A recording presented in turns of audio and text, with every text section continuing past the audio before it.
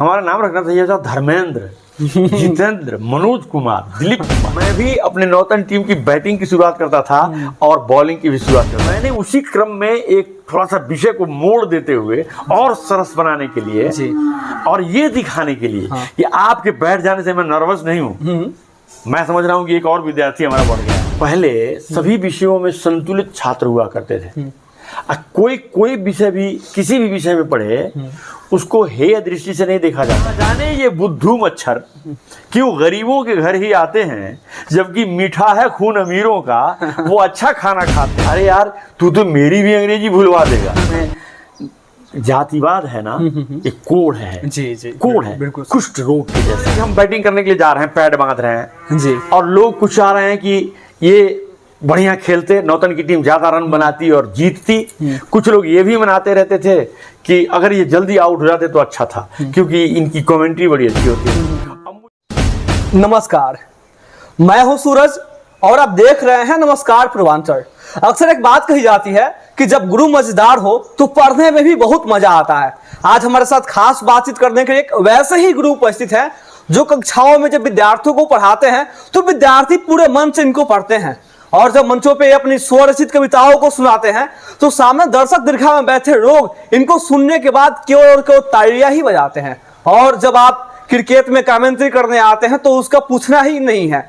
वहां जब दर्शक क्रिकेट देखने जो आते हैं वो खिलाड़ियों के साथ को छोड़ के इनके सर के एक एक बातों को पूरे ध्यान से सुनते हैं। ऐसे अंग्रेजी के प्रवक्ता श्री गोविंद मिश्र सुमन सर आज हमारे साथ उपस्थित है। बहुत बहुत स्वागत है सर आपका।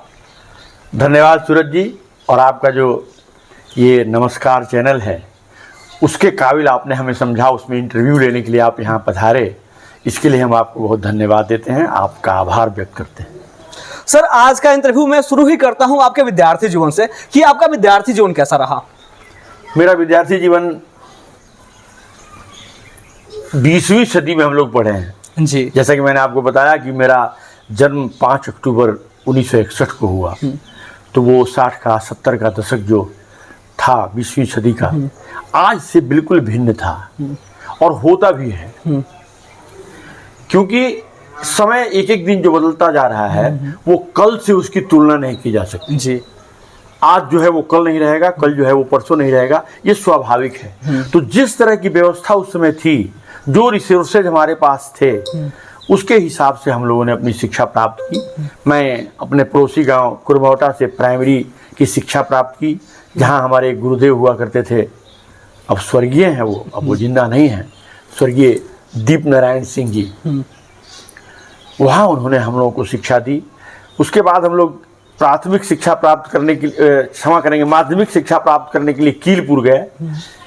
हाई स्कूल की शिक्षा हम लोगों ने नौतन से प्राप्त की, और फिर हमने इंटरमीडिएट और बीए ऑनर्स गोपेश्वर महाविद्यालय हथुआ से की। बाद में मुजफ्फरपुर यूनिवर्सिटी से, बिहार यूनिवर्सिटी के नाम से पहले जाना जाता था, वहाँ से हमने मास्टर डिग्री ली।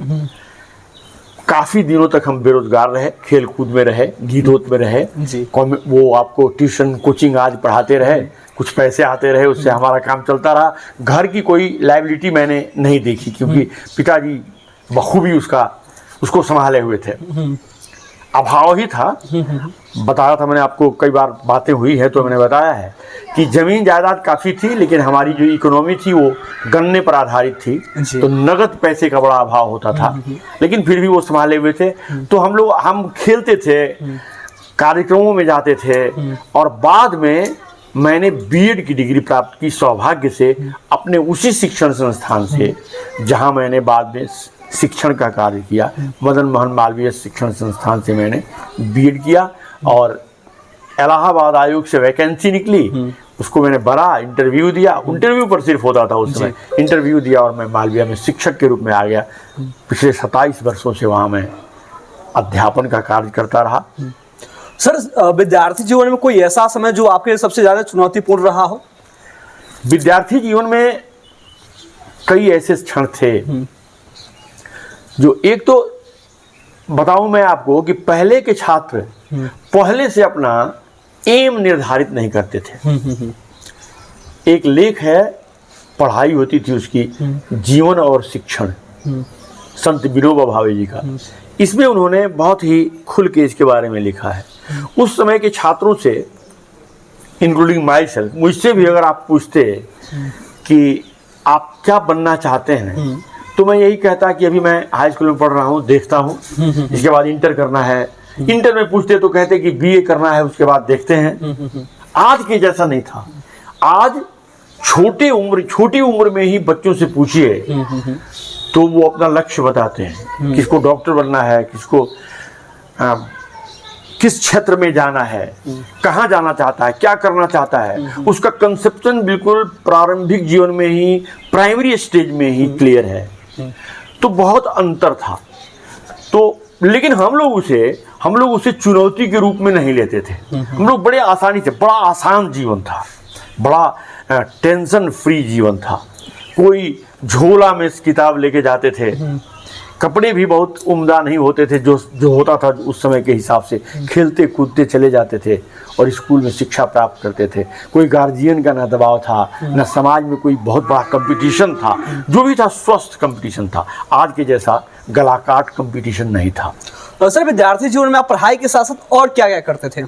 पढ़ाई के साथ साथ और जो एक्स्ट्रा करिकुलर एक्टिविटीज होती हैं वो था जी। हम लोग इंडियन जो भारतीय खेल होते हैं जी, उसमें भाग लेते थे। मसलन कबड्डी है जी, फुटबॉल खेलते थे। हाँ। ये और भी चीका ठाड़ी आदि कई खेल होते हैं यहाँ, उसको खेला जाता था, जिसमें सामान कम लगते थे। पैसे का खर्च ना के बराबर था। कोई उसके लिए यूनिफॉर्म नहीं होता था, किट नहीं होता था। बिल्कुल सर। तो हमारा आसान सा जीवन, आसान से खेलों के बीच। अच्छा, उसको इस दृष्टि से नहीं खेलते थे कि हम कोई भारत स्तर का खिलाड़ी हो जाएंगे या एशिया कप में जाएंगे या ओलंपिक में जाएंगे। बस एक मनोरंजन के रूप में खेलते थे। मेन लक्ष्य था पढ़ाई करना है। और पढ़ाई में भी अपनी ही बात को थोड़ा सा काटता हुआ मैं कह रहा हूं, ये मन में जरूर था कि एमए करेंगे और उसके बाद से लेक्चरर बनेंगे डिग्री कॉलेज में। अच्छा। ये लक्ष्य था जी। तो एक तरह से यही कहेंगे हम कि शिक्षा लाइन में ही जाने का मन था और शिक्षा लाइन में ही मैं गया। डिग्री कॉलेज ना सही, इंटर कॉलेज में ही गया, लेकिन ईश्वर ने हमारी सुनी और मैं जो चाहता था वही हुआ। तो सर, आप क्रिकेट वगैरह भी खेला करते थे, कमेंट्री भी करते थे, ऐसा सुनने में आता है। तो सर, कैसा दौर था क्रिकेट के जमाने का आपका? हाँ, मैं बता रहा हूँ आपको कि क्रिकेट अगर मैंने प्रारंभिक जीवन से शुरू से खेला होता तो मैं इसको आप ये ना समझें कि बहुत घमंड की बात कर रहे हैं, मैं और बेहतर खिलाड़ी होता, इसमें कोई संदेह नहीं है। ये बात मैं इसलिए कह रहा हूँ कि क्रिकेट मैंने तब समझना शुरू किया जब मैं ऑलरेडी 21-22 साल का हो गया था। अच्छा। क्योंकि पहले क्रिकेट हम लोग समझते नहीं थे। रेडियो पर अगर कमेंट्री आवे ना क्रिकेट की तो गुस्सा आता था कि आज गाना नहीं होगा। हाँ। जबरदस्ती हमको ये सुनना पड़ेगा। लेकिन जब 1983 में भारतीय टीम ने कपिल देव की कप्तानी में वेस्ट इंडीज को हराया लॉर्ड्स के मैदान पर, और वो एक सेंसेशन सा पूरे देश में फैल गया। हम लोग भी क्रिकेट के लिए एकदम लगाव हमारा हो गया, क्रिकेट के दीवाने हो गए हम लोग। और जब दीवाने हुए तो सोचा कि खेलना चाहिए। तो हम लोगों ने जो भी रिसोर्स था, कॉर्केट के बॉल कम ही दाम के, भारी सा, और उसके बाद से बनवाया हुआ बढ़ई से बनवाया हुआ बल्ला लेके खेलने लगे। धीरे धीरे फिर हम लोगों ने चंदा लेके क्रिकेट के बल्ले खरीदे, सामान स्टंप्स खरीदे, कुछ पैड ग्लव्स खरीदे, और धीरे धीरे एक टीम का शक्ल दिया। नौतन एनसीसी कहते थे हम लोग, नौतन क्रिकेट क्लब। और यहाँ हम लोगों ने एनसीसी के झंडा तले टूर्नामेंट भी कराना शुरू किया। बाद में उसका सहारा जो यहाँ की थी, सहारा का ब्रांच जो था वो प्रायोजक हो गई थी। और क्षेत्रीय ना कहिए, जिला स्तर की टीमें मीरगंज की, हथुआ की, सिवान की, मैरवा की, भाटपार की टीमें आती थी। एक नौतन की होम टीम होती थी और एक टूर्नामेंट बहुत बेहतर होता था, 7-8 मैच, और खूब लोग आनंद लेते थे। मैं एक ऑलराउंडर के रूप में अपनी टीम में खेलता था जी। क्योंकि क्रिकेट को मैंने बाद में ही सीखा था, लेकिन सब जो भी उसके डिपार्टमेंट्स हैं उसको मैं करना चाहता था। तो ईश्वर की कृपा से और जो हमारे शुभचिंतक थे उनकी शुभकामनाओं से अच्छा करता था मैं। तो सर आप क्रिकेट खेलने के साथ साथ कमेंट्री भी करते थे, तो सर क्रिकेट खेलना और कमेंट्री करना सामंजस्य कैसे बता पाते थे? हाँ, वही बात बता रहा था मैं जी। कि क्रिकेट खेलता था, मसलन मान लीजिए मैं बल्लेबाजी के लिए जा रहा हूँ, ओपनिंग करता था मैं अपनी टीम का। अच्छा। मैं भारतीय टीम में एक ही खिलाड़ी वैसे हुए जो वो काम करते थे जो मैं भी करता था, जी। मनोज प्रभाकर जी। अच्छा। मनोज प्रभाकर जी बैटिंग की भी शुरुआत करते थे और बॉलिंग की भी शुरुआत करते थे। अब मैं भी अपने नौतन टीम की बैटिंग की शुरुआत करता था और बॉलिंग की भी शुरुआत करता था। तो जैसे मान लीजिए कि हम बैटिंग करने के लिए जा रहे हैं, पैड बांध रहे हैं जी। और लोग कुछ चाह रहे हैं कि ये बढ़िया खेलते, नौतन की टीम ज्यादा रन बनाती और जीतती। कुछ लोग ये भी मनाते रहते थे कि अगर ये जल्दी आउट हो जाते तो अच्छा था, क्योंकि इनकी कमेंट्री बड़ी अच्छी होती है। अब मुझे दोनों के बीच सामंजस्य स्थापित करना पड़ता था। जी। भगवान पर भरोसा रख के काम करता था। अगर बढ़िया बल्लेबाजी किया तो वहां रहता था, उन लोगों को खुश करता था जो मुझे बल्लेबाज के रूप में देखना चाहते थे, और अगर मैं आउट हो गया तो मैं आके कमेंट्री करता था और उन लोगों को खुश करता था जो मेरी कमेंट्री सुनना चाहते थे। मतलब आपके खेलने से और आपके साथ मारने से भी लोग होते थे और आपके आउट होने पे भी लोग खुश होते थे। बिल्कुल बिल्कुल, कहते थे अच्छा भइला, अच्छा भइला रे, खुद आउट हो गए नहीं, अब कमेंट्री बढ़िया मिली।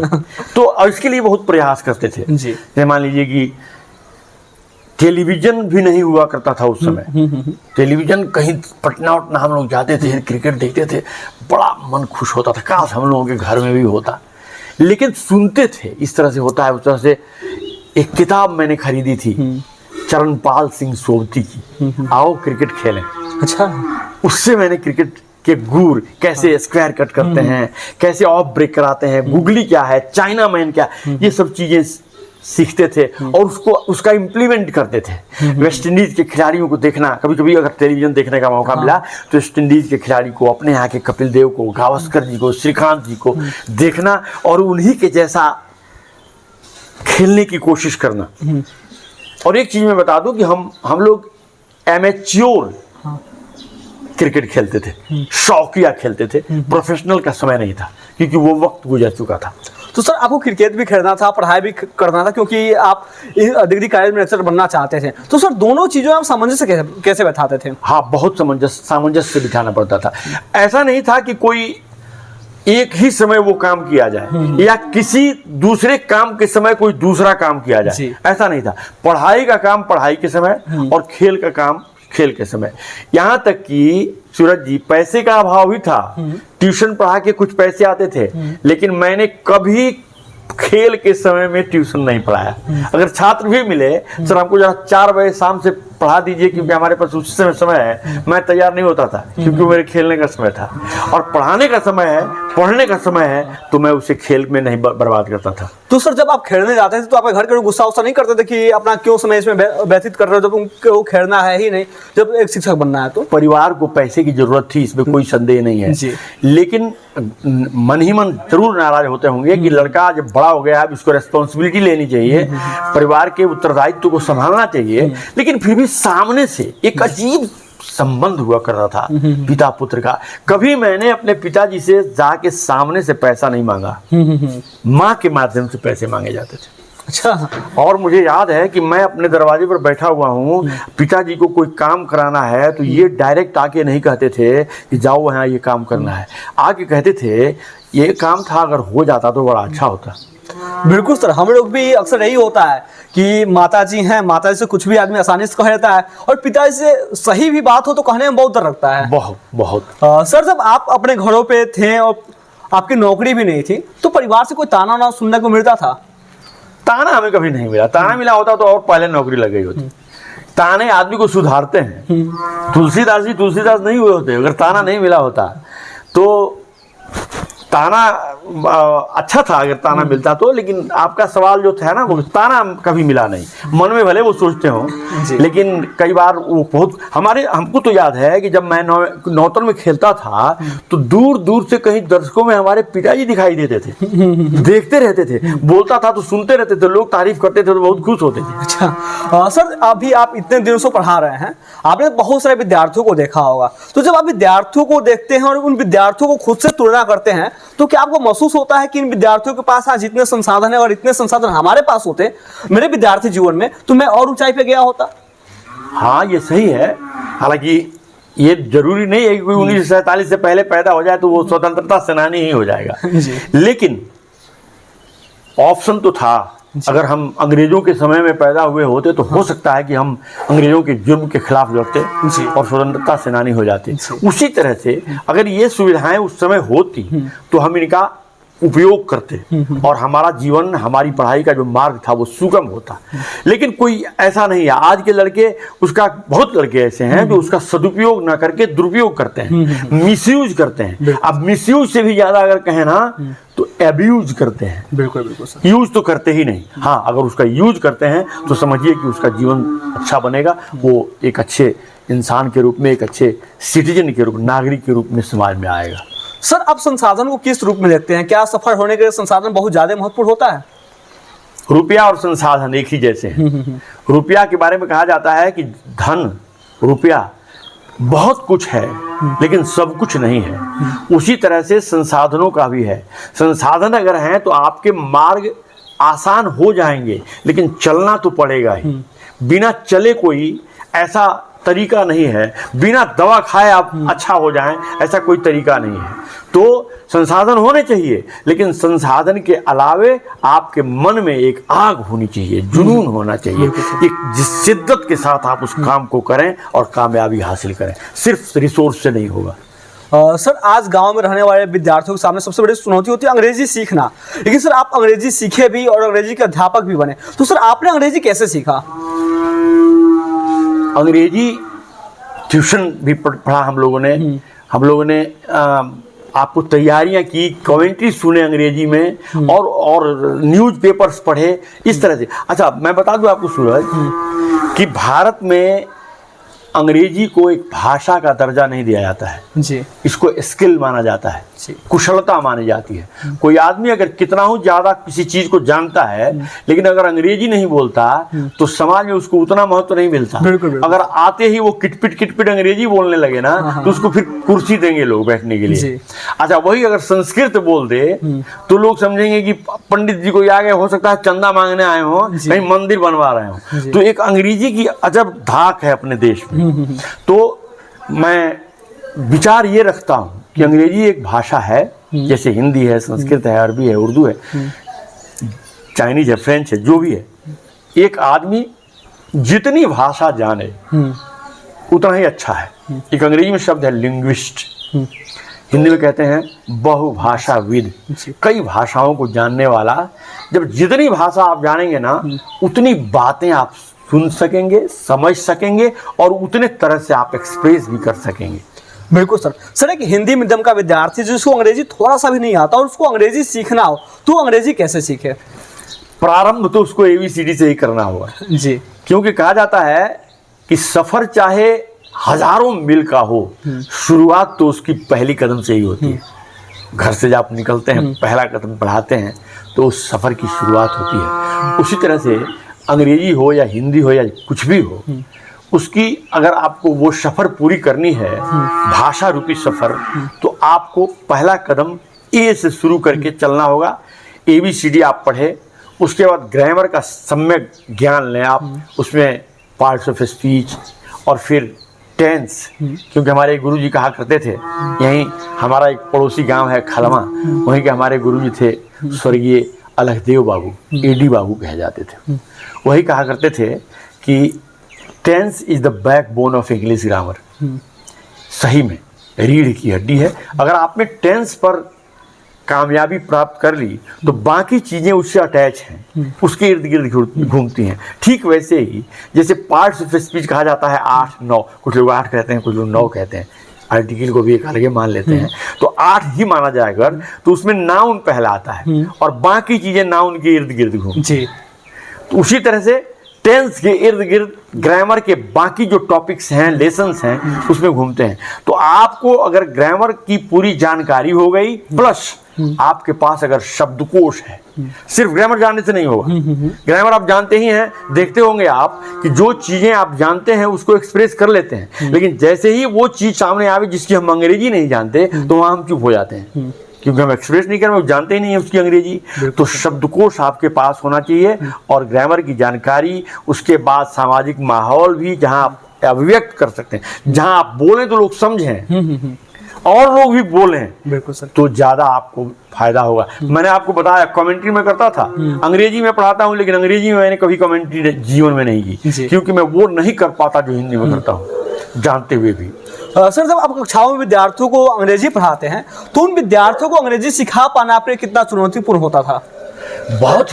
बहुत चुनौतीपूर्ण है, इसमें कोई संदेह नहीं है। ग्रामीण परिवेश से आए हुए छात्र, हंसेंगे आप। एक बार मैंने एक लड़के से पूछा नाउन का क्या मतलब होता है, तो उसने कहा हजामिन। हजामिन कहा, हजाम जी, नाउन माने नाऊ से हाँ। उसने मिलाया। हमने गुस्से में कहा उसको, झिड़की देते हुए, अरे यार तू तो मेरी भी अंग्रेजी भूलवा देगा। तो ऐसे भी लड़के आते हैं, लेकिन जब आप उसमें जिज्ञासा पैदा कर देंगे कि हमें सीखना ही है, और जो चीजें उसको कठिनाई महसूस हो रही है जहां, उसको जब आप सुगम बना देंगे, जो कि गुरु का काम होता है। गुरु का काम ही है मुश्किल को आसान बनाना। चाहे वो शिक्षा देने वाला गुरु हो या दीक्षा देने वाला गुरु हो। शिक्षा देने वाला गुरु विषयों को आसान कर देता है, और दीक्षा देने वाला गुरु प्रभु से मिलने का मार्ग आसान कर देता है। दोनों काम वही करते हैं। तो अगर आप आसान कर देंगे ना, तो फिर वो पढ़ेगा, समझेगा भी, और जैसे समझता जाएगा तो उसका मन आगे बढ़ता जाएगा और वो और आगे बढ़ता चला जाएगा। बिल्कुल सर। सर, किसी विद्यार्थी में किसी विषय के प्रति रुचि को कैसे विकसित किया जाए? आज एक बहुत बड़ी समस्या है। बड़ा अच्छा सवाल है आपका ये। किसी विद्यार्थी में किसी विषय के प्रति कैसे रुचि पैदा की जाए जी। आवश्यकता के हिसाब से रुचि पैदा होती है जी, यह सिद्ध है। जैसे मान लीजिए आज छात्र उसी विषय में ज़्यादा जाना चाहते हैं जो और जॉब ओरिएंटेड हो, जिससे बिल्कुल सर। नौकरी मिलने की संभावना हो। जी, मैं बता दूं आपको कि पहले सभी विषयों में संतुलित छात्र हुआ करते थे। कोई विषय भी, किसी भी विषय में पढ़े, उसको हेय दृष्टि से नहीं देखा जाता था। बीच में कैसी स्थिति आई है कि साइंस में सिर्फ लड़के रहते हैं, आर्ट्स फैकल्टी खाली खाली सी, वो लगता है कि टूट जाए, वो डिपार्टमेंट ही टूट जाए। फिर बीच में एक समय आया जब कॉमर्स के प्रति लड़कों का बड़ा रुझान हुआ। बिल्कुल सर। तो आई.कॉम, बी.कॉम लड़कों ने करना शुरू किया। तो ये क्या है, ये क्यों ऐसा होता है? कंप्यूटर के प्रति जब रुझान हुआ था समाज में, तो सारे विद्यार्थी कंप्यूटर पढ़ रहे थे। आज देखिए कितने संस्थाएं चल रही हैं जो पढ़ा रही हैं कंप्यूटर। तो जिस चीज से लाभ होना होता है, स्वाभाविक है कि आदमी वो करना चाहता है। तो सबसे पहले तो उस भाषा में, उस विषय में हम नौकरी पैदा करें, जॉब पैदा करें कि ये पढ़ लोगे तो तुम ये काम करने लगोगे। दूसरी बात ये है कि शिक्षक का पढ़ाने का तरीका भी रुचि पैदा करता है। बिल्कुल सर। देखेंगे आप कि कुछ ऐसे शिक्षक होते हैं, छात्र जिनका इंतजार करते हैं कि वो घंटी कब आवे। उसके लिए भले बहुत सफर करना पड़े उन्हें, उस घंटी को पढ़ के ही जाते थे। भगवान की मर्जी से हम लोग उसी शिक्षक की श्रेणी में रहे। बिल्कुल बिल्कुल सर। अच्छा, कुछ शिक्षक ऐसे होते हैं कि टॉपिक चाहे जितना भी बेहतर क्यों ना हो, इतना नीरस बना देते हैं कि लगता है कि ये 30 मिनट, 35 मिनट, 40 मिनट का समय बीतेगा ही नहीं। तो सर, कोई भी शिक्षक किसी विषय को पढ़ा रहा है तो उस विषय के प्रति विद्यार्थियों में रुचि कैसे उत्पन्न कर पाए? रुचि के लिए सबसे बड़ी जरूरत ये है कि पहले तो उस शिक्षक को उस विषय की सम्यक जानकारी हो। बिल्कुल सर। जानकारी अगर नहीं है ना, तो फिर वो टालेगा, मारेगा, डांटेगा, बात बनाएगा। और जब प्रस्तुति करेगा इस तरह से, जब बात जहां शिक्षक जाना चाहता है, जहां ले जाना चाहता है, वहां उस छात्र को लेके जाएगा साथ साथ अपने। हम अपने विचारों से उसे ले जाते हैं वहां तक। बिल्कुल सर। हम रामचरितमानस पढ़ा रहे हैं, हम कवितावली, दोहावली पढ़ा रहे हैं, हम विलियम शेक्सपियर को पढ़ा रहे हैं। तो विलियम शेक्सपियर ने जो चीजें कहा कि this world is like a stage, तो जब हम इस तरह से पढ़ाएंगे कि लगे छात्र को कि सचमुच यह दुनिया एक स्टेज है जी, तब उसको उसमें रुचि पैदा होगी। और निरस्ता का नहीं होना ही तो रुचि है। बिल्कुल सर। रुचि और कुछ नहीं है। अंधकार का नहीं होना ही प्रकाश है जी। अप्रकाश का नहीं होना अंधकार है। उसी तरह से जब आपके अंदर निरस्ता नहीं होगी उस विषय के प्रति, तो आप में रुचि है। और जब रुचि हो जाए किसी चीज में, तो फिर उसको करना आसान हो जाता है। देखते हैं घंटों हम लोग खेल लेते हैं, घंटों पढ़ते नहीं है। बिल्कुल सर। क्योंकि पढ़ाई निरस है।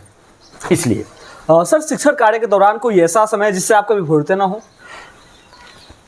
बहुत ऐसे क्षण हैं जब 40 साल का लगभग हमारे पढ़ाई का जीवन एक कैरियर रहा है, तो इसमें कई ऐसी घटनाएं घटी होंगी, कैसे क्षण आए होंगे जो जिनको भूल पाना मुश्किल है, लेकिन सबका यहाँ जिक्र भी नहीं किया जा सकता।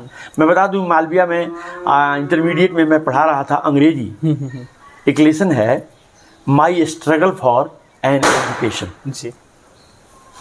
उसमें पढ़ा रहा था, और जो उसके लेखक हैं उन्होंने जो जद्दोजहद की है, जो परिश्रम किया है शिक्षा प्राप्त करने के लिए। आपको बता दूं मैं, जैसे भारत में जातिवाद है ना, एक कोढ़ है, जी जी, कोढ़ है, बिल्कुल कुष्ठ रोग के जैसा है। बिल्कुल सर। हमारे भारत को जातिवादी विचारधाराओं ने जितना कमजोर किया ना, उतना कुछ नहीं, और आज भी उसी तरह से हम झेल रहे हैं। बिल्कुल। खैर जान दीजिए, इसको इस पर सोचना है, विचार करना है, इसको दूर करने की कोशिश करनी है। उसी तरह से अमेरिका में रंग भेद की नीति मानी जाती थी। उसी रंग भेद पर आधारित यह कहानी है माई स्ट्रगल फॉर एजुकेशन। मैं वही पढ़ा रहा था और मैं बिल्कुल डूबा हुआ था उसमें, और छात्र भी बिल्कुल तन्मयता से मुझे सुन रहे थे। बिल्कुल सर। तब तक पीछे हमारे प्रिंसिपल साहब, उस समय हमारे प्रिंसिपल हुआ करते थे श्री गिरिजेश दत्त शुक्ल जी, अंग्रेजी के ही थे वो, अंग्रेजी के लेक्चरर थे। और बाद में प्रिंसिपल हुए थे, तो उनकी अंग्रेजी की जानकारी भी बहुत अच्छी थी, स्वाभाविक है। तो आके पीछे बैठ गए और सुनने लगे। मैंने उसी क्रम में एक थोड़ा सा विषय को मोड़ देते हुए और सरस बनाने के लिए और ये दिखाने के लिए कि आपके बैठ जाने से मैं नर्वस नहीं हूँ, मैं समझ रहा हूँ कि एक और विद्यार्थी हमारा बढ़ गया है। बिल्कुल सर। तो मैंने एक कोई चुटकुला सुनाया और वो हंसते हुए उठे। फिर दूसरा जो दरवाजा था उससे अंदर आए और हमसे हाथ मिलाया और कहा, मिश्रा जी कमाल का पढ़ा रहे हैं। ऐसा लगा जैसे गार्जियन ने हमारी तारीफ की हो, जैसे हमारा कोच हमको कह रहा हो कि बहुत बढ़िया खेल रहे हो। तो बड़ी खुशी हुई, आह्लादित हुए हम, रोमांचित हुए। वो क्षण हमें भूलता नहीं है। सर, जब आप कक्षाओं में विद्यार्थियों को पढ़ाते हैं तो विद्यार्थियों को देखे कभी आपको ऐसा लगता है कि विद्यार्थी का एक गतिविधि जो इसको बहुत प्रभावित कर देगा और विद्यार्थी बहुत पीछे छूट जाएगा?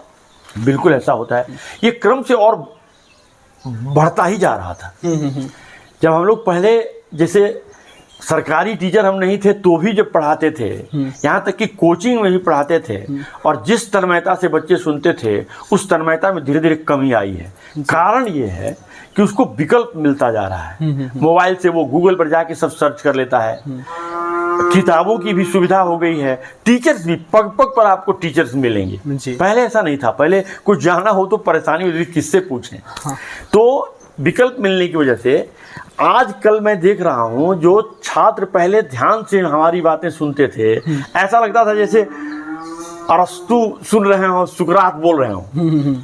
वैसे हर लड़का लगता था कि अरस्तु है और मैं सुकरात हूँ। लेकिन आज जब तक बिना मतलब की बातें क्लास में कीजिए, छात्र बिल्कुल शांत होकर सुनते हैं। और जैसे ही विषय वस्तु पर आइए, ठीक है मैं आपको टेंस पढ़ा रहा था ना, फिर अपने कार्यों में लग जाते हैं। कहीं कोई मोबाइल लेके देख रहा है, कहीं कोई आपस में टीजिंग कर रहा है, तो डिस्टर्बिंग एलिमेंट आते हैं। खैर उनसे निबटता था मैं, उनको समझा के, उनको उनके भविष्य के प्रति जागरूक करके, भविष्य के खराब होने का डर दिखा के, और छात्र मान जाते थे, फिर सुनने भी लगते थे, पढ़ते भी थे। तो इसमें लगता था कि मैं कामयाब हो रहा हूँ। सर, कभी ऐसा हुआ क्या कि जब विद्यार्थी बदमाशी कर रहे हैं और आपने विद्यार्थी की बदमाशी को देखा और उसको आप समझाने का प्रयास किया, वो नहीं माना, फिर आप उसको मार उड़ दिए, फिर बाद में वो आपको धमकी दे दे कि आप बाहर से ही देख लूंगा? कुछ दिन पहले प्रारंभिक दिनों में जब अभी उतनी परिपक्वता हम लोगों में भी नहीं थी, और साथ ही छात्रों को मारने पर भी कोई रोक नहीं था। पहले छात्र बहुत मार खाते थे, हम लोग भी बहुत मार खाए, बहुत। एक कहानी पढ़ाई जाती थी, गुरु जी की छड़ी, बहुत महत्वपूर्ण थी। एक कहावत है अंग्रेजी में, spare the rod and spoil the child. छड़ी हटा दीजिए, छात्र बिगड़ेगा। डर तो होना ही चाहिए थोड़ा। बिल्कुल। तो उसको, वो जब समय था उस समय ये डर बना रहता था, गुरुजी मारेंगे। और हम लोगों ने कभी कभी कुछ गलतियों पर, पढ़ाई वाली खास गलती पर नहीं, अनुशासनहीनता अगर छात्र ने किया ना, तो मैं बड़ा ज़्यादा फ्यूरस हो जाता था, तब मैं ज़्यादा क्रोध करता था। पढ़ाई तो आज नहीं कर रहा है, कल कर लेगा, या फिर मैं समझाऊंगा तो समझ लेगा। लेकिन जब उसने डिसिप्लिन को तोड़ा, जब उसने उदंडता दिखाई, ये हमारे लिए बर्दाश्त से बाहर होता था, तो मैं उसको सजा देता था। लेकिन बाद में जब कुछ नीतियां भी सरकार की ऐसी आई कि मारोगे तो ये होगा वो होगा, सस्पेंड कर दिए जाओगे, FIR होगा, सभी छात्रों को पास करना जरूरी है, कई तरह के दोष आ गए। ये दोष है, इसको सुधारने की जरूरत है। तो तब हम लोगों ने मारना, ज़्यादातर शिक्षकों ने छात्रों को मारना अपने टाइम टेबल से निकाल दिया। और सर जब शिक्षक विद्यार्थियों को मार नहीं रहे हैं तो इसका कितना ज़्यादा गलत प्रभाव समाज पर पड़ रहा है? पढ़ तो रहा है, बिल्कुल पढ़ रहा है। अब हम क्या करते हैं, अब हम लोग बहुत चीज़ों को नज़रअंदाज करके निकल जाते हैं। देख रहे हैं छात्र बदमाशी कर रहा है, यहाँ जरूरी था इसको सजा देना, जरूरी था इसको डांटना, लेकिन हम ऐसे वहाँ से निकल जाते हैं जैसे देख ही नहीं रहे हो। समय तो बहुत बदला है सूरज जी, बहुत समय बदला है।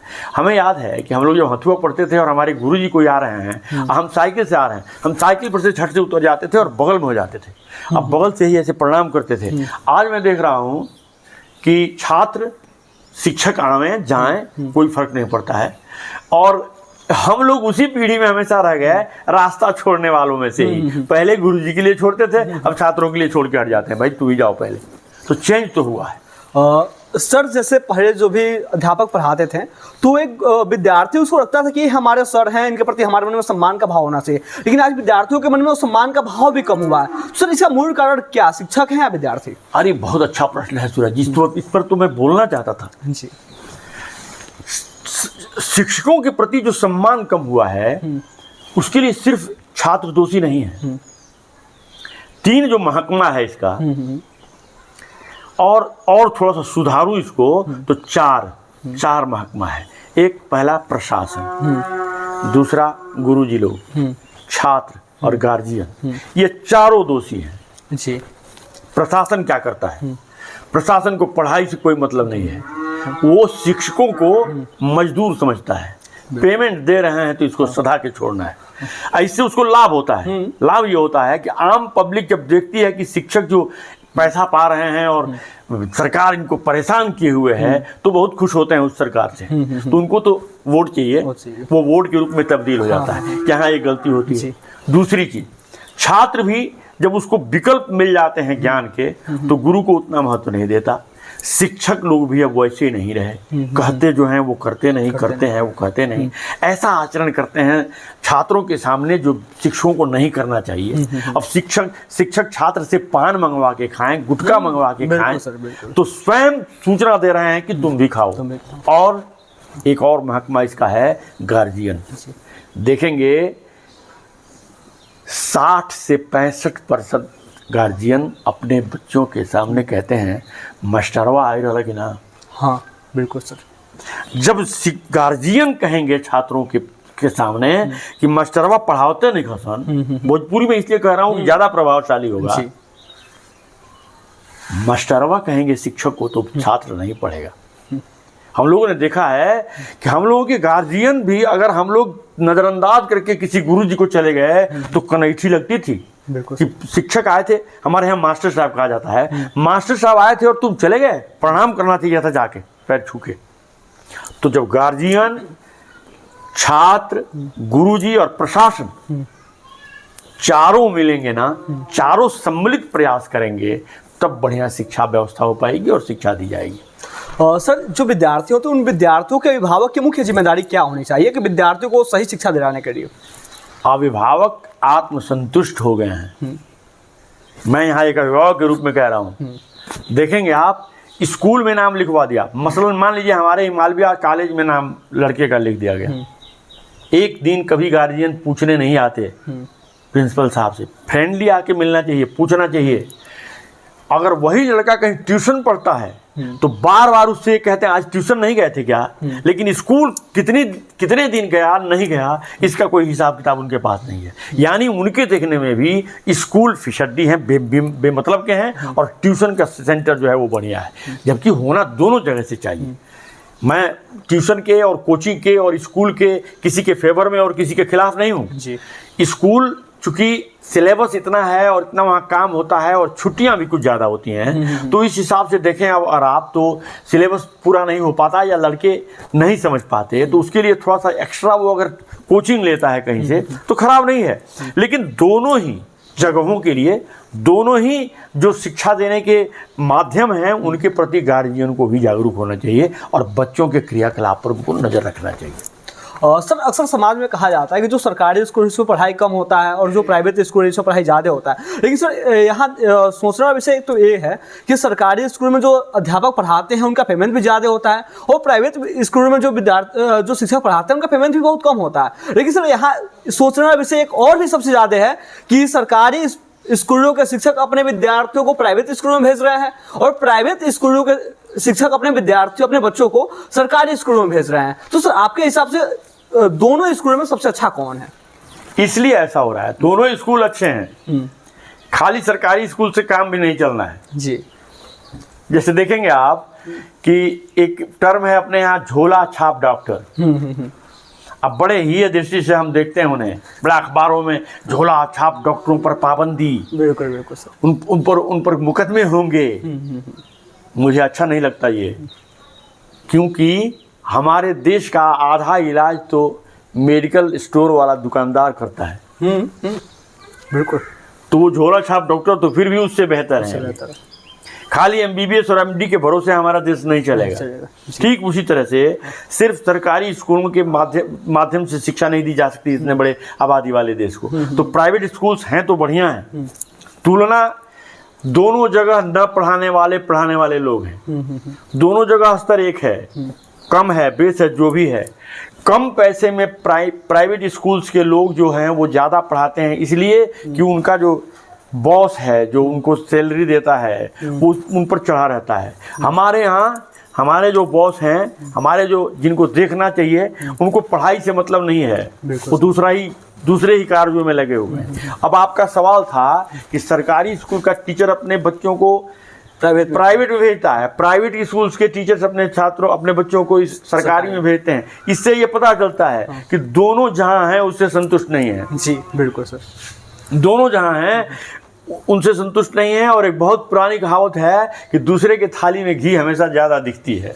नहीं सर, यहाँ तो समस्या ये होती है ना, प्राइवेट शिक्षक के पास उनके पास पैसों का अभाव होता है, जिस वजह से वो अपने विद्यार्थियों को, अपने बच्चों को एक अच्छे स्कूल में पढ़ा नहीं पाते, उनको मजबूरन भेजना पड़ता है ना। तो और ये भी मजबूरन भेज रहे हैं, इनके पास ज़्यादा पैसा है तो वहाँ चटा रहे हैं। तो पढ़ाई तो होती है सरकारी स्कूलों में भी, होनी भी चाहिए। योग्य टीचर होते हैं सरकारी स्कूल्स के टीचर, प्राइवेट स्कूल से तुलना नहीं कर रहा हूं मैं। कहीं भी ये मत समझिए कि मैं किसी को डिवैल्यूएट कर रहा हूं, सब ठीक है। लेकिन सरकारी स्कूल के टीचर्स जो कंपटीशन दे के आए हैं, विषय के उस विशेषज्ञ हैं, वो अच्छे नहीं होंगे तो खराब होंगे। तो फिर सर वो अपने बच्चों को सरकारी स्कूल में क्यों नहीं पढ़ाते हैं? अपने देख रहे हैं ना क्या हो रहा है यहाँ, अपने खुद देख रहे हैं कि यहाँ क्या हो रहा है, इसलिए नहीं पढ़ाते हैं। पढ़ाना चाहिए, ये कंपल्सरी मांग होती है। ये मोबाइल पर हम देखते हैं अक्सर मांग की जाती है कि सरकारी स्कूल्स के टीचर या नेता लोग भी अपने बच्चों को सरकारी स्कूल्स में पढ़ावें। ये अगर कदम उठा लिया जाए तो सही में सुधार होगा। सर आप एक कवि भी हैं, तो आप अपनी एक कोई स्वरचित कविता सुनाना चाहें? कविताएं मैंने बहुत की हैं सूरज, जैसा कि आपने कहा कवि मत कहिए हमको, लेकिन हाँ तुकबंदी कर लेता हूँ थोड़ा थोड़ा। तो कभी जो भी भाव आ जाते हैं मन में, उनको मैंने कविता में पिरोने की कोशिश की। नई पीढ़ी अक्सर देखेंगे आप कहती है, कुछ भी गलती करेगी और कहेगी कि ये नया जमाना है। तो मैंने उनसे कहा 4 लाइन कि जमाने के बहाने तुम करो ना गलतियाँ इतनी, अरे वाह, जमाने के बहाने तुम करो ना गलतियां इतनी, ये मत भूलो कि इससे भी नया जुग और आएगा। ये मत भूलो कि इससे भी नया जुग और आएगा। जब तेरी बात पे तेरे ही बच्चे ध्यान ना देंगे तो तेरा दिल भी मेरे दिल सा ही कुछ टूट जाएगा। बहुत बढ़िया सर। सर को एक और कविता आप सुनाना चाहें? ये सीरियस कविता थी, 4 ही पंक्ति थी लेकिन सीरियस थी। इसमें शिक्षा दिया गया कि जमाना कह के आप टाल नहीं सकते, गार्जियन को महत्व दीजिए। गार्जियन हमेशा आपके हित की सोचता है, इसमें कोई संदेह नहीं है। ये हो सकता है कि ये बात तब समझ में आए जब आदमी गार्जियन बन जाता है। एक कविता मैंने बनाई थी मच्छरों पर, हंसने वाली कविता है ये। कि मैं सोया था अपने घर में, तब तक एक मच्छर आया, मीठे स्वर में गा गा करके उसने मुझे जगाया। वह बैठ गया मेरे भाल पर जैसे कोई पंछी डाल पर। मैंने जब खोली आंखें तो वह उड़ गया जैसे कोई पूछ रहा हो अपने चाल पर। मैंने मच्छर की मुझको मच्छर की हालत पे रोना आया, ये सोच के मैंने मुख से चादर सरकाया। पर उसने मुझको काट लिया, मेरे गर्म लहू को चाट लिया, मेरी नेकी का फल यही मिला, उसने मच्छर ने अपना बांट लिया। अब सवाल सुनिए, ना जाने ये बुद्धू मच्छर क्यों गरीबों के घर ही आते हैं, जबकि मीठा है खून अमीरों का, वो अच्छा खाना खाते हैं। वह बोला मच्छर, वह बोला ऐसी बात नहीं, हम उनके घर भी जाते हैं, लेकिन मच्छरदानी में सोता देख उन्हें, हम लौट वहां से आते हैं। सच ही बोल रहा है मच्छर, मैंने अनुमान लगाया, चेहरे पर चादर रखकर ही उसे प्यार का सुमन चढ़ाया। ये कविता थी हमारी हंसने वाली। बहुत बढ़िया सर। सर आपके चेहरे पे इतना मुस्कान क्यों रहता है, क्या आप कभी निराश नहीं होते? एक शब्द है उर्दू में सूरज जी, मीज़ा, खुशी को कहते हैं। और एक अनवर शायर हुए हैं पाकिस्तान के, उनका कहना है कि मिज़ा में मिजाज जोड़ दीजिए। ऐसा नहीं है कि जो लोग हमेशा मुस्कुराते रहते हैं उनको दुख नहीं होता, हो सकता है कि दुख पर काबू पाने के लिए मुस्कुराते हो। मेरी जो फितरत है, नेचर, वो मक्के जैसा है, मकई जैसा है। वो जितना ही जलता है ना उतना ही मुस्कुराता है। एक शेर पढ़ा था मैंने कि देखकर दिलकशी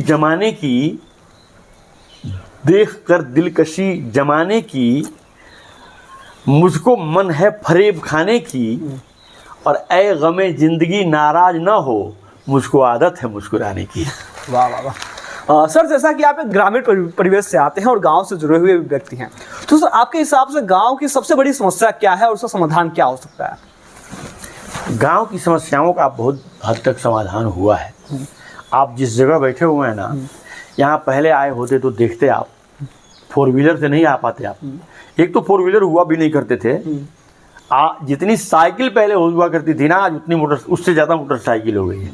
और जितनी मोटरसाइकिल पहले थी उतनी आज 4 व्हीलर हो गई है। लेकिन मैं ये कहना चाहता था कि बहुत ज़्यादा परिवर्तन हुआ है। आज़ादी के 60 वर्षों बाद तो हमारे गांव में लाइन आई, सड़कें बनी, तो ये सब काम हुए हैं। लेकिन अभी भी अब मेन जो मुख्य जो परेशानी है सूरज जी, वो आपस की है। जात के नाम पर बटे हुए लोग, संप्रदाय के नाम पर बटे हुए लोग, और उसमें और घी का काम करता हुआ ये राजनीतिक परिवेश ग्रामीण माहौल को भी बिगाड़ने में लगा हुआ है। ये मोबाइल जो डिवाइस है हमारी, इसका भी बहुत बड़ा योगदान है।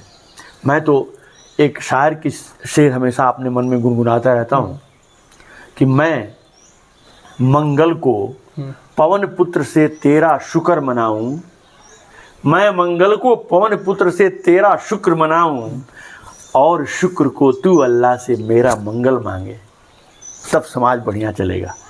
हम एक दूसरे के लिए जिए। देखेंगे आप, बात निकली है तो थोड़ा सा कह देता हूँ, दूसरे की जमीन को हड़पे हुए लोग गीता का ज्ञान देते हैं। बिल्कुल सर। कहेंगे क्या लाए थे तुम कि तुम्हारा खो गया है, कुछ रहना नहीं है, सब कुछ यहीं रह। अरे यार, तुम शिक्षा दे रहे हो भगवान कृष्ण ने जो कहा था वो, और काम कर रहे हो दुर्योधन वाला। इस मानसिकता को हटाना होगा। जो कह रहे हैं उसके हिसाब से आचरण कीजिए। समाज में एक रूपता ले आइए, एक समरसता ले आइए, हार्मोनी ले आइए, तब जाके समाज विकास करेगा। नहीं तो विकास हुए हैं आज, इसमें कोई संदेह नहीं है। आप हमारे समय से, हम जब इंटर में, बीए में, हाई स्कूल में पढ़ते थे, तब की तुलना में अगर आप गाँव को मिलावें तो विश्वास ही नहीं होगा। हमारे रिश्तेदार आते थे दरभंगा से, कहते थे कहाँ आके आप लोग बस गए। लेकिन अब वही लोग आते हैं तो उनको शहर की फीलिंग होती है। तो सुविधाएं शहर की हों, लेकिन शुद्धता गांव वाली हो। बिल्कुल बिल्कुल सर, तब विकास होता है। और सर गांव में रहने वाले लोगों की मुख्य जिम्मेदारी क्या होनी चाहिए? गांव में रहने वाले लोगों की जिम्मेवारी है कि वो शिक्षा के प्रति तो जागरूक हों। शहर शिक्षा के क्षेत्र में भी हमसे बाजी मार ले जाता है। अगर हम शिक्षा को मेन बना लें, अपना मुख्य उद्देश्य बना लें, अब हम शिक्षा व्यवस्था, अब देखते हैं हमारे गांव में कई प्राइवेट स्कूल्स की बसें आती हैं, और स्कूल्स जो प्राइवेट, जो सरकारी स्कूल्स भी हैं, वो भी काफ़ी परिवर्तित कलेवर में सामने आ रहे हैं। तो हमारे बच्चे पढ़ें, हमारे बच्चों को पढ़ने के लिए प्रेरित किया जाए और शहर की खूबियों को ले आवे गांव में, वहाँ की बीमारियों को लेकर ना आवे कि जब कोरोना हो तो भागे हुए गांव में आवे। नहीं, वहाँ जो अच्छाइयाँ हैं, अच्छाइयाँ क्या हैं? लोग अपने काम में रहते हैं ज़्यादा, दूसरों के बारे में बात करने की फुर्सत उनमें नहीं है, और यहाँ अपने काम से ज़्यादा दूसरों के बारे में बात करने की है। अपना काम करें, मिलजुल के काम करें। पहले सूरज जी हम देखते थे कि एक मोहल्ले के लोग एक जगह बैठ के खेती का प्लान बनाते थे। आप क्या बो रहे हैं अपने खेत में? गेहूँ। अरे बाप रे, हम तो वहाँ गन्ना लगाने वाले थे, लेकिन अब नहीं लगाएंगे, क्योंकि हम गन्ना लगा देंगे तो चिड़िया आपके फसल को नुकसान पहुँचा देगी। एक दूसरे से कोऑपरेट करते थे, एक साथ मिल के खेती करते थे। आज ऐसा नहीं है। जिसको जो जी में आ रहा है बो रहा है, जिसको जो जी में आ रहा है कर रहा है। ऐसा नहीं करना होगा। समाज का नाम है एक साथ चलने का, समाज का नाम है एक दूसरे को के सुख दुख में भाग लेने का, तब जाके समाज का विकास होगा। और यही हम कहना चाहेंगे गांव के लोगों से। सर, आप गांव से भी जुड़े हैं और शिक्षण कार्य के दौरान आपने शहर को भी देखा है। इन गांव और शहर में किसी एक को चुनना हो तो आप किसको चुनेंगे? चुन लिया है मैंने, बिल्कुल गाँव में रह रहा हूँ मैं। रिटायर होने के बाद टोटल गाँव में रह रहा हूँ मैं, क्योंकि अब गांव में शहर में बहुत अंतर नहीं है। पहले हम लोग शहर जाते थे और जब पक्की सड़क देखते थे, काली सड़क, तो बहुत खुशी होती थी, यार शहर आ रहा है। अब ऐसा नहीं है। गांव में जाके देखिए, हमारे घर के बगल में सड़क देखिए, लाइन मुख्य केंद्र हुआ करता था ये बिजली शहरों के लिए, अब गांव में बिजली है। टेलीविज़न घर घर है। ये मोबाइल महाराज पॉकेट में आ गए हैं, पूरी दुनिया आ गई इसमें। लेकिन हाँ, इसमें गुण दोष, हर चीज़ के गुण दोष होते हैं।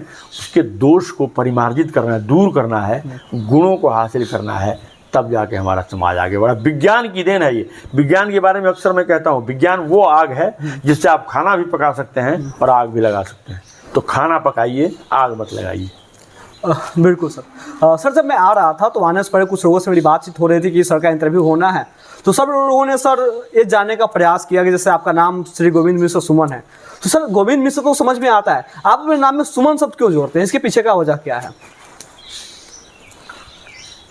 गोविंद जो हमारा नाम है वो हमारे माता पिता का रखा हुआ है, और जब ये प्रारंभिक नाम गार्जियन रखते हैं उस समय बच्चे को ये ज्ञान नहीं रहता कि हमारा नाम क्या रखा गया है। उसको उस नाम का अर्थ नहीं मालूम रहता, ना उसके उस नाम के प्रति वो सजग होता है। तो ये पूर्ण रूप से माता पिता के पसंद का नाम होता है, हम सब का। आपका भी नाम आपके गार्जियन ने रखा हुआ। बिल्कुल सर। और पहले बहुत ही ये प्रथा थी कि अपने लड़कों का नाम भगवान के नाम पर रखा जाता था, क्योंकि एक कहानी है अपने धार्मिक किताबों में कि एक अजामिल नाम के कसाई थे। अजामिल नाम के कसाई थे, उन्होंने अपने लड़के का नाम नारायण रख दिया था। उसे बुलाते थे नारायण कह के, बुलाते थे अपने बेटे को, लेकिन नाम जाता था नारायण के पास। तो जब मरने लगे तो उस समय भी उन्होंने नारायण नारायण कहा, और दोनों पहुंच गए, धर्मराज और ये मृत्यु के देवता दोनों आ गए, और अंत में उनको स्वर्ग हुआ। तो ये प्रथा थी, ये चलन था कि अपने बच्चे का नाम अगर हम धार्मिक भगवान का नाम रखेंगे तो उस बहाने भी भगवान का नाम लेंगे। हमारा नाम पिताजी ने गोविंद रखा, हमारे छोटे भाई का नाम राधे श्याम है, सब धार्मिक नाम है। लेकिन जब मैं बड़ा हुआ, अक्सर मैं कहता हूँ, आपने सुना भी होगा, आज भी कह देता हूँ, कि जब मैं थोड़ा बड़ा हुआ, हाई स्कूल में गया, तो उस समय मुझे ये अपना नाम अच्छा नहीं लगता था। अच्छा लगता था कैसा पुराना टाइप का नाम हमारे गार्जियन रख दिया। हमारा नाम रखना चाहिए था धर्मेंद्र, जितेंद्र, मनोज कुमार, दिलीप कुमार। हंसी आती थी कि क्या नाम रख दिया, लेकिन बदल तो सकते नहीं थे, पूरे सर्टिफिकेट्स में वही थे। लेकिन जब मैं बीए में गया और पढ़ाई हमारी और बढ़ी, गुरुओं का ज़्यादा साथ हुआ, तब लगा कि हरी राम, धन्य है हमारे माता पिता जो इतना बढ़िया नाम हमारा रखे। ये वो नाम है जिसको जब जब कि मीरा तर गई, मीरा जब भी प्रसन्न होती थी गोविंद गोपाल गाती थी। तो अब आइए आपके सवाल पर कि पिता के द्वारा रखा हुआ नाम होता है, और बाद में जो लगाता है आदमी ना, अगर लगाता है तो सब लोग नहीं लगाते, लेकिन अगर लगाता है, खास करके कविता विता करने वाले लोग लगाते हैं। तो कविता मैंने करनी शुरू की ना, तो ये नाम लगाया, सुमन लगाया। और ये सुमन इसको कहा जाता है उपनाम, उर्दू में इसके लिए बड़ा बढ़िया शब्द है तखल्लुस। तखल्लुस कहा जाता है इसको। तखल्लुस अपने पसंद का होता है, ये गार्जियन का पसंद नहीं है, ये अपना पसंद है। तो अपने विचार जैसा सोच होता है, जैसा वो आदमी होता है ना, वैसा ही तखल्लुस लगाएगा। देखेंगे बहुत लोग लगाते हैं बागी, विद्रोही, वो उस टाइप के लोग होते हैं। और हमारा नाम सुमन, यानी जो वही जो मुस्कुराता रहे, किसी को कष्ट न दे, अपने भले कष्ट सह ले, अपने कांटों के बीच में भी रहे तो मुस्कुराए, इसी का तो नाम सुमन है। बिल्कुल सर। सर अभी तक के आपके जीवन की सबसे बड़ी उपलब्धि क्या रही है? हमारी सबसे बड़ी उपलब्धि तो एमए मास्टर डिग्री प्राप्त करना, बीएड करना और मालविया जैसे नामचीन शिक्षण संस्थान में एक शिक्षक के रूप में काम करना, इससे बड़ी उपलब्धि और क्या हो सकती है। बहुत ही आनंद के दिन बिताए हैं मैंने उस संस्थान में। कुछ नरमी गर्मी हर जगह होती रहती है, वो तो अपने परिवार में होती है, तो उतने बड़े परिवार में ना हो ये तो संभव नहीं है। लेकिन जो मंच दिया उस संस्थान ने, जितने छात्र हमारे जीवन में आए और हमसे शिक्षा प्राप्त किए, और हमारी जो क्षमता थी उसका भरपूर उपयोग उस संस्थान ने किया, उस संस्थान के प्रबंध तंत्र ने किया, उस संस्थान के प्रिंसिपल लोगों ने किया, जो भी रहे। तो हमारे मित्रों ने भी क्रिकेट करा के वहाँ मालविया चैलेंज कप उसमें हमसे कमेंट्री कराना, अगर ये सब नहीं होता तो मैं बोलता कहाँ। बिल्कुल सर। तो स्टेज तो मिलना चाहिए, गायक को उसको स्टेज मिले जहाँ वो अपना परफॉर्मेंस दे सके, तो स्टेज देने वाला भी बहुत महत्वपूर्ण होता है। ये बहुत बड़ी उपलब्धि थी हमारे जीवन में मालविया में जाना। सर अभी आप एक अंग्रेजी के शिक्षक रहे हैं, और आप अंग्रेजी के शिक्षक नहीं बनते तो फिर आप क्या बनना पसंद करते हैं? देखिए सूरज जी, बहुत ही जो हमारी आप बीती है बहुत ही कष्टकर है जी। बीए पास करने के बाद, 83 में बीए पास करने के बाद मैंने 2 साल तक पढ़ाई छोड़ दी थी। ये मैंने नहीं बताया आपको, क्योंकि दुख होता है ये कह के। हमारे परिवार को पैसों की ज़रूरत थी। मैंने बताया ज़मीन जायदाद सब ठीक है, लेकिन वो नगद पैसों की ज़रूरत थी। उसके लिए मैं, आप विश्वास नहीं करेंगे, कभी कहा भी नहीं है आप लोगों से, मैंने अपने छात्रों से, मैं पासपोर्ट बनवाया विदेश जाने के लिए, और मैं मुंबई गया। अच्छा। और वहाँ मैंने एक लेबर के रूप में 9-10 दिन तक काम किया। अच्छा। ये जो सेटरिंग का काम करते हैं उसमें मैंने काम किया मुंबई के बांद्रा में। लेकिन अच्छा नहीं लगता था। जब पीठ पर बस्ता लेके बच्चों को जाते हुए देखते थे तो मन रोता था। वो इसी काम करने के लिए, लाफा मुंडा और खीला ठोकने के लिए और विदेश जाने के लिए मैंने बीए तक की पढ़ाई की, ऑनर्स डिग्री लिया, और मन रोता था। वहाँ से मैं 10-15 दिन में चला आया, और आपको विश्वास नहीं होगा, हमारे आने पर हमको लगा कि पिताजी को दुख होगा कि कहाँ नहीं गया, कमाया क्यों नहीं। जितनी खुशी उनको हुई, हमारा बेटा आ गया, बिल्कुल, तो हमारा आना और अच्छा लगा। और फिर मैंने एमए किया। 2 साल के गैप के बाद मैंने एमए की पढ़ाई की मुजफ्फरपुर में। एमए में मैंने अच्छा अंक पाया, और फिर बीएड करके मैंने नौकरी की, तो जो मैं चाहता था वो मिला। सर आप उन विद्यार्थियों और उनके अभिभावकों को क्या संदेश देना चाहेंगे जो आज थोड़े से समस्या के कारण अपने बच्चों को पढ़ाई से छुड़वा देते हैं, और बच्चे भी पढ़ाई छोड़ के कमाने चले जाते हैं? कभी कभी ये तो होता है, कभी कभी तो गार्जियन ही मजबूर कर देते हैं कि तुम कमाओ, कभी कभी उसके परिवार की परिस्थितियां उसे मजबूर कर देती है कि तुम कमाओ। लेकिन फिर भी मैं अक्सर अपने छात्रों से ये बात कहता था कि देखो, कमाई कभी भी हो जाती है, लेकिन पढ़ाई हमेशा नहीं होती। पढ़ाई का एक वक्त होता है, तो पढ़ाई का समय है, अभी से कर लो। थोड़ा दुख सह के भी, अपने गार्जियन को भी समझा के कर लो। और गार्जियन, देखिए, गार्जियन से बगावत नहीं की जाती, गार्जियन को संतुष्ट किया जाता है अपनी बातों से, अपने तर्क से। कोई गार्जियन ऐसा नहीं होगा जो ना माने। 1-2% होंगे जो उल्टा सोचते होंगे, उनकी बात मैं नहीं कर रहा हूँ। लेकिन गार्जियन को अगर आप अपनी बातों से संतुष्ट कर दें, उर्दू में जिसको मुतमईन कहते हैं, मुतमईन कर रहे हैं, तो मान जाते हैं कि ठीक है, हमारा बेटा ठीक कह रहा है। तो ये पढ़ाई का जो समय है, इसका सदुपयोग पढ़ाई में ही होना चाहिए, क्योंकि कमाई 30 बरस, 32 बरस, 25 बरस के बाद भी कर लेंगे आप, लेकिन 25, 26, 27, 28 के बाद पढ़ाई का काम नहीं होगा। कमाई तो हो जाएगी बाद में, तो करना चाहिए वो पढ़ाई का। सर कोई ऐसा विद्यार्थी जो कोई परीक्षा दे रहा है, उसमें असफल हो जा रहा है, या समाज के लोग उससे ताना मार रहे हैं, या फिर जो विद्यार्थी सोच रहा है और उस दिशा में वो आगे नहीं बढ़ पा रहा है और अक्सर वो तनाव की स्थिति में रहता है, तो सर वो विद्यार्थी तनाव से बाहर कैसे आए? उन विद्यार्थियों को क्या संदेश देना चाहिए? ऐसे विद्यार्थियों के लिए सूरज जी एक लाइन का जवाब है। अपने जो भूतपूर्व और स्वर्गीय राष्ट्रपति महोदय थे एपीजे अब्दुल कलाम साहब, उनका जीवन इसी तरह का तो था जी। जहाँ जाना चाहते थे वहाँ गए नहीं, और ऋषिकेश में बिल्कुल निराश ऋषिकेश में घूम रहे हैं। एक हिंदू धर्म के संत उन्हें मिलते हैं और उन्हें आश्वासन देते हैं कि बच्चे, तेरे लिए भगवान ने कुछ और सोचा होगा, तू जो करना चाहता था वो तो तेरी सोच थी ना, लेकिन तेरा जो ऊपर बैठा हुआ पिता है वो तेरे लिए कुछ और सोचा होगा, तू उस पर लग। और देखिए वो कहाँ तक गए, मिसाइल मैन के नाम से जाने गए, उसके बाद देश के सबसे अच्छे राष्ट्रपतियों में से एक हुए। तो वहीं जवाब छुपा हुआ है। वो हरिवंश राय बच्चन जी ने एक बार कहा था अपने सुपुत्र अमिताभ बच्चन जी से कि जो तू चाहता है वो हो जाए तो ठीक है, अब वो अगर ना हो तो समझो कि और ठीक है, क्योंकि तेरे लिए ईश्वर ने कुछ और सोच रखा है। बिल्कुल बिल्कुल सर। और सर, अभी तक के आपके जीवन काल के दौरान आपकी कोई ऐसी गलती जो आपको महसूस होता है, काश अगर ये मैं नहीं किया होता तो आज इस स्थिति में होता? गलती, कोई ऐसा इंसान नहीं होगा जिससे गलती ना होती हो। और जब हमें नुकसान होता है ना, देखिए पराजय जो है ना वो पीछे की ओर ले जाता है। हमारी सेहत, कुछ खांसी हो जाए मान लीजिए दुर्भाग्य से, तब हम सोचते हैं कि कल हमने क्या खाया था जी, या क्या किया था। बिल्कुल सर। ठीक उसी तरह से जब हम हार जाते हैं तो सोचते हैं कि ओह, स्लीप में अगर वो कैच नहीं छूटा होता ना तो मैच निकाल ले जाते।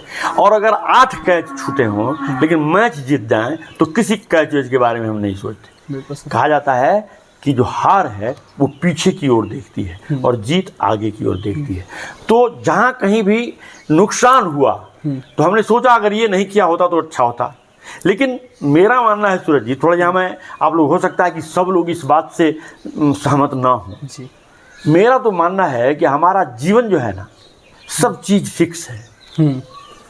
यहाँ तक कि आपके विचार भी आपके हाथों में नहीं है। जैसे उदाहरण दे रहा हूँ मैं, आप मानेंगे, आप घर से निकलते हैं बहुत प्रसन्न हैं, खूब बढ़िया टीका उका लगा के पूजा वूजा करके अपनी टिकी उकी बांध उध के भगवान का नाम लेके निकलते हैं, कहीं कोई परेशानी आपके दिमाग में नहीं है। तभी आपको एक ऐसा आदमी सामने से दिखाई देता है जिससे आपकी नहीं बनती, आपके विचार तब्दील हो जाते हैं, खुशी दुख में बदल जाए। आपने सोचा तो नहीं था कि वो मिलेगा और इस तरह से मैं सोचूंगा। बिल्कुल बिल्कुल सर। ठीक इसके उल्टा जाइए, अब आप घर से निकलते हैं थोड़ा खींचे हुए से, थोड़ा सा परेशान, लेकिन जैसे ही आगे निकलते हैं आपको गोविंद सर मिल जाते हैं और फिर हंसी होती है, कुछ बातें ऐसी होती हैं जिससे आप तो आपका कहते हैं कि बड़ा अच्छा हुआ सर मिल गया, ये भी आप सोच के नहीं निकले थे। तो ना हमारे आगे बढ़ने पर, ना हमारे सोचने पर, किसी चीज पर हमारा इख्तियार नहीं है। सब किसी कोई एक ऐसी शक्ति है जिसको हम देखते नहीं, उसको भगवान कह लें, अल्लाह कह लें, जो कह लें, जो जिसको कहना वो कहे, लेकिन वो एक शक्ति है जो ऐसा करती है। और इसलिए मैं कह रहा हूँ कि जो हो रहा है ना उसके साथ लग जाने में ही भलाई है। जो हो रहा है उसके साथ लग जाइए। और अब रह गई बात मुझे कि किसी बात पर अफसोस हुआ कि नहीं हुआ, संस्कृत नहीं पढ़ने का अफसोस। काश मैंने खूब संस्कृत पढ़ी होती। संस्कृत में पढ़ता हूँ, बहुत बढ़िया पढ़ता हूँ, लेकिन सब समझ नहीं पाता। अभिज्ञान शकुंतलम चाहूँ भी तो नहीं समझ सकता। रामायण जो वाल्मीकि ने लिखी है वो समझ नहीं पाता मैं, अर्थ पढ़ना पड़ता है। अर्थ पढ़ना और खुद समझना दोनों में बहुत फर्क। बिल्कुल बिल्कुल सर। उर्दू नहीं पढ़ पाने का बड़ा दुख होता है। मैं आपको थोड़ा सा बनते हुए बता दूं कि अगर मैंने उर्दू की तालीम ली होती तो मैं एक शायर होता। बिल्कुल सर। लेकिन उर्दू पढ़ नहीं पाया ही, तो बस गानों से, रेडियो से सुन के कुछ सीखा। और उसके बाद काश मैंने साइंस पढ़ी होती। लेकिन अब ये पछताने का समय नहीं है। ये बिल्कुल सर, ये हुआ होता तो अच्छा था, लेकिन नहीं भी हुआ तो कोई बात नहीं है, क्योंकि अभी तो मैंने कहा कि जो नहीं हुआ उसमें भी अच्छाई छुपी हुई थी, क्योंकि उसकी रजामंदी कुछ और थी। बिल्कुल सर। सर, आप अपने जीवन में सबसे ज़्यादा प्रभावित किससे हुए? सबसे ज़्यादा प्रभावित हुए अपने माता पिता से। हमारे पिताजी, सूरज जी मैं बता दूं, सबको अपने पिता अपनी माता बहुत प्रिय होते हैं। बिल्कुल बिल्कुल, होना भी चाहिए, बहुत सम्मानीय होते हैं। लेकिन हमारे पिताजी जो थे वो देवता थे। वो धरती पर मनुष्य के रूप में एक देवता थे। हमारी माता जी वो मनुष्य थी, उनका व्यवहार था कि तुम अगर हमें 10 दोगे तो मैं तुम्हें 20 दे दूंगी, लेकिन नहीं दोगे तो नहीं दूंगा, उनका सिद्धांत था। लेकिन हमारे पिताजी तुम दो चाहे ना दो, हम तुम्हें देंगे। और लास्की की एक कही हुई बात है, आप लोगों ने पढ़ा होगा। लास्की ने लिखा है कि अगर तुम्हारा पड़ोसी भूखा है तो तुम्हें केक खाने का कोई अधिकार नहीं है। हमारे पिताजी लास्की को नहीं पढ़े होंगे, लेकिन एकदम लास्की के इन विचारों पर चलने वाले लोग। कहाँ कौन पड़ोस में किसके यहाँ भोजन बना नहीं बना, किसकी तबीयत खराब है, सबकी सूचना उन्हें होती थी। तो मैं अपने माताजी से, पिताजी से प्रभावित हुआ। उसके बाद देखेंगे आप कि गुरुजी लोगों में भी आप देखेंगे कि अभी मैं सोच रहा था ये कि कई गुरु होते हैं विद्यालयों में, प्राइमरी स्टेज के, मिडिल स्कूल के, हाई स्कूल के, कॉलेजेस के, बीएड के, लेकिन एक एक गुरु उसमें से ऐसे होंगे जिनको आप अपना आदर्श बना लेते हैं। बिल्कुल सर। और सोचते हैं कि मैं इन्हीं के जैसा पढ़ाऊंगा, इन्हीं के जैसा क्लास में बात करूंगा। वो मैंने किया। तो हमारे कुछ देर पहले मैंने आपको बताया था, स्वर्गीय दीप नारायण सिंह जी हमारे गुरु थे, आज भी हैं बेचारे, बहुत बड़े पूज्य हमारे माननीय श्री शिवजी मिश्र जी हमारे गुरु जी थे। हाथुआ कॉलेज में बांके बिहारी सिंह जी, अब नहीं हैं, वो स्वर्गीय हो गए बेचारे, अंग्रेजी के टीचर थे। ये लोग हमारे बड़े प्रिय रहे, इनसे मैं बहुत प्रेरित हुआ और इनके नक्शे कदम पर, इनके पढ़ाने का तरीका, इनके बात करने का तरीका, वो मैंने अनुकरण करने की मैंने कोशिश की। वैसे जहाँ तक पसंद का सवाल है ना, आपने पहले ही इंट्रोडक्शन में कहा था गीत गाना, कविता करना, कमेंट्री करना, क्रिकेट खेलना, तो जब इतने आयाम हैं जीवन के तो प्रभाव डालने वाले भी बहुत हुए होंगे। बिल्कुल बिल्कुल सर, निश्चित है। अगर आप किसी दार्शनिक, किसी संत की तरफ ले जाएंगे मुझे, तो मैं स्वामी विवेकानंद जी से बहुत प्रभावित रहता हूँ। आप अगर क्रिकेट की दुनिया में ले जाएं मुझे, तो मैं कपिल देव से बहुत प्रभावित रहता हूँ।